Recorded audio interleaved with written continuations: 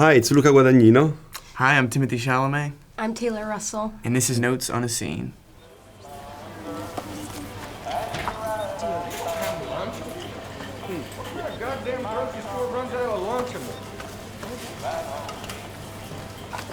We are going to see the moment in which Maren, played by you, meets for the first time Lee, played by you. Maren has left home in search of her mother, and she needs stuff that she can't buy, so she's getting into this store to shoplift. I remember when we shot this sequence, we took over an empty warehouse that had these great windows that could see the America outside, and then Elliot Hostetter, our wonderful production designer, and Marissa Lombardo, the amazing set decorator, and Matt Marks and Mike Drury, the prop masters, they basically created this thing. It's all original pieces from the 80s, merchandise that doesn't exist anymore, that gave all the real beautiful texture. But I also think that we should talk about the way Maren and Lee look in this. Maren is shoplifting. The jacket I'm wearing there, it's kind of this protective layer. It's her dad's jacket. If I may. I guess. Right. But I love Taylor's expression here because as audience members will find out when they see the movie, there's a sort of smell that eaters can have for each other, but equal to the sort of instinctual attraction they have for each other. I feel like, and simply in Taylor's expression here, there's the curiosity and openness to finding self in the other that is so true of young love. And in this scene, I think I was shoplifting tampons. Yeah. You see the big backpack, the fringe that Luca had so vividly in his mind when we started. The fringe that Maren wears comes directly from Jonathan Demme's Silence of the Lambs, and it's come from a small character in the movie, which is the best friend of Frederica Bimmel, that Clarice Starling, played by Jodie Foster, interviews in order to find clues about the case she's going after. And this was this beautiful high fringe, and Massimo and Fernanda, the makeup artist and the hair designer of the movie, and we had this image in our mind since then.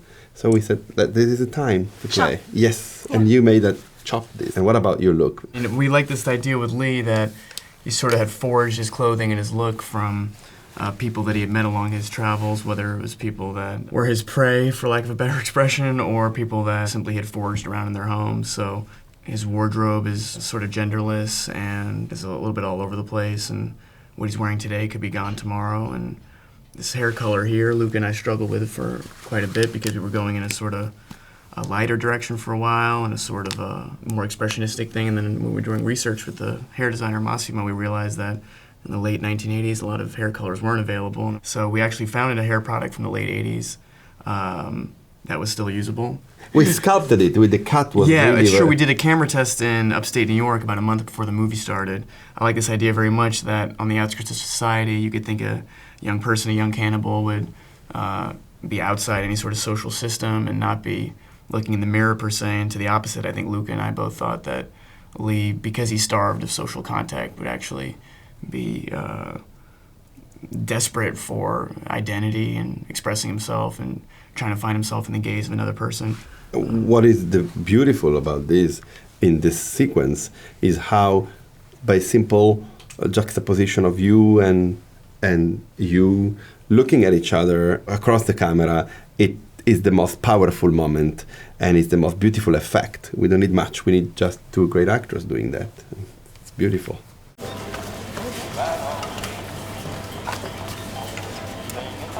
Excuse me?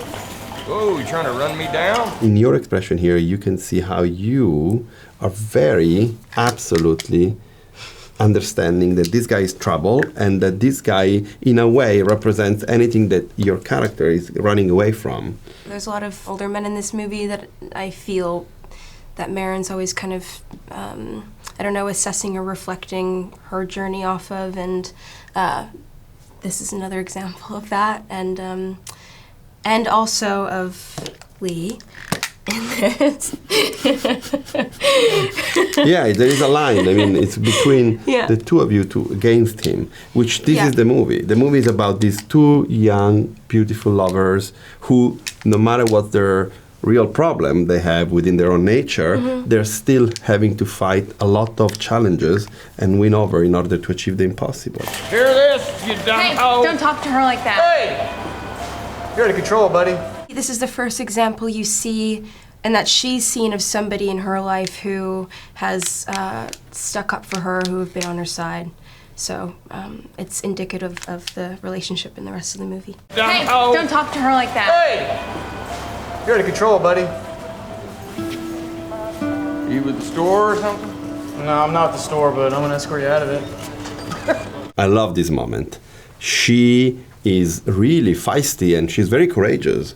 Maren is going after a big man and really she's saying what she feels she has to say in order to put him on his place. And Lee suddenly steps in to add his voice, so to the two, one becomes two and two becomes one together against that moment, that person. But what I love about it, on top of it, is how Trent Reznor's and Atticus Ross' score suddenly enters the scene and create a connection between the two of you guys with this beautiful romantic moment of guitar that immediately underline that finally one and one has become one unit, the two of you guys.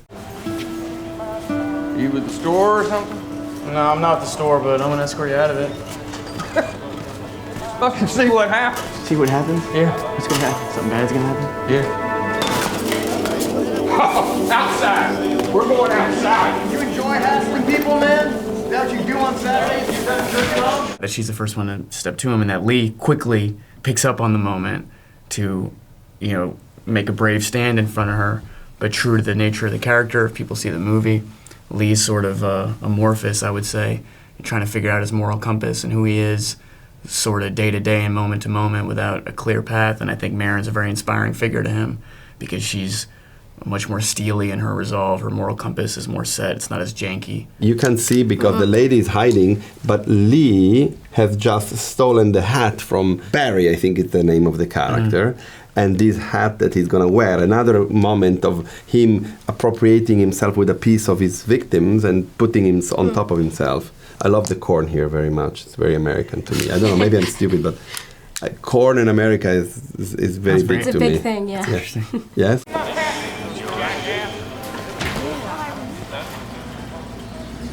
That's another moment that I love, is Maren becoming the American landscape. And in shooting this movie, I'm Italian, and I mean I know America quite well. I've been there for many, many times, but this is my first American movie. And of course, I love Hollywood cinema and American cinema, and so I've been seeing so many movies about America, from America, that when I came there to do it, I was kind of humbled by the idea of approaching the landscape and, in general, the Americana. And what we tried to do was to be at the height of the characters, to see the place from their perspective.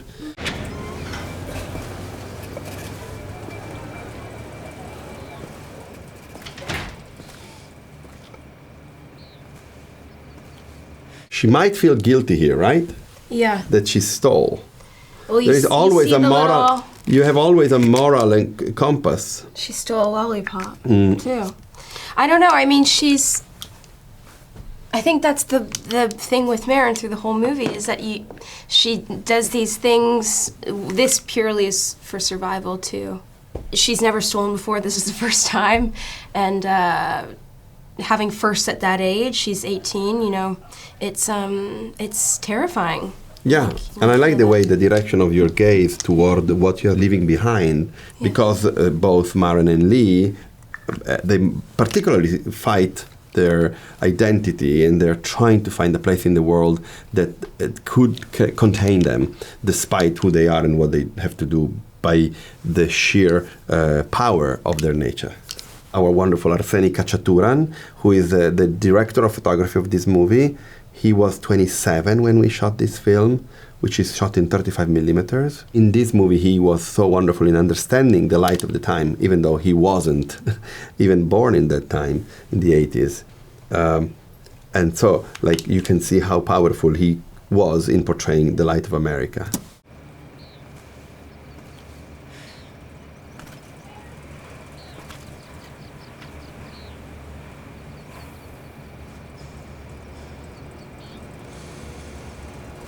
She still is like thinking of what she has done and what she has left behind, when suddenly something in front of her, it's having a very strong pull toward her, right? And this plays with another 27-year-old collaborator of ours, Marco Costa, the editor, where you can see how he made us feel how Maren is unavoidably attracted to what is in front of her.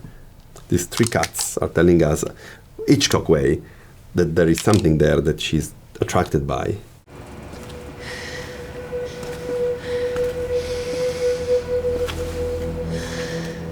You managed to get us this very abstracting concept that they can smell each other. I just remember you saying "smell more" on the day. Was it that thing then? Okay. Yeah. It was hard for me to gauge what would read or not, or if it would be, I don't know, if I would work doing that.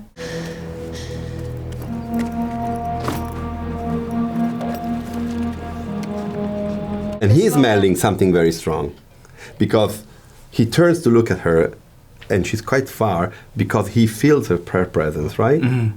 I like this moment very much too. I like how Taylor just put it as well, because if for her this is the first day where she had to play sort of the smelling attributes of the eater, this was the first day that I had to viscerally play this eater post-eating, I guess would be the expression. And that was fascinating for me, because here we were in the countryside of Ohio. This building had a couple notices. It was in disrepair. And it was on this day I really realized how different this experience was with Luca compared to the beautiful Italian countryside that I spent a summer in when I was 20.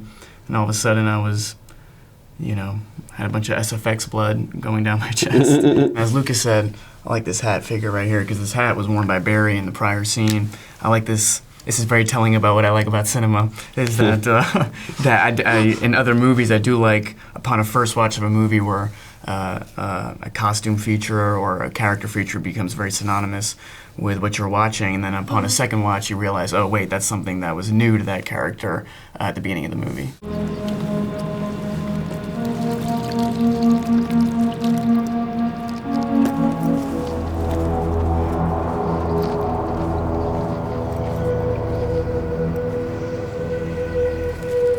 What Timothée does so well from the prior scene to this scene is that his body language is so creature-like, and it's so vivid seeing how changed he is from, kind of being, this, I don't know, he has this swag in the scene before, and he's so embodied to, I think you see how high he is almost after his meal. There is something animalistic in your body language. And it's something that Taylor and Luca and I talked about a lot, which was, what is the experience for, what is the out-of-body, what is the conscious experience when these eaters go through this, and without appropriating or being disingenuous towards actual chemical experiences people have when they're addicted.